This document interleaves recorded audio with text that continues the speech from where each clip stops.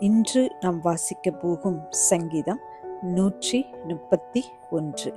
கர்த்தாவே, என் இருதயம் இருமாப்புள்ளதல்ல, என் கண்கள் மேட்டிமையுள்ளவைகளும் அல்ல.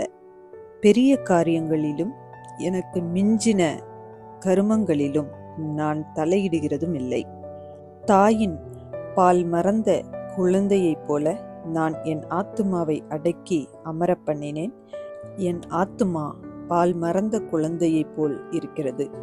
இது முதல் என்றென்றைக்கும் இஸ்ரவேல் கர்த்தரை நம்பியிருப்பதாக.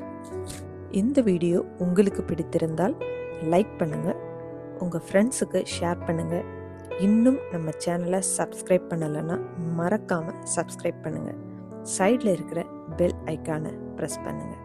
மீண்டும் சந்திப்போம். நன்றி.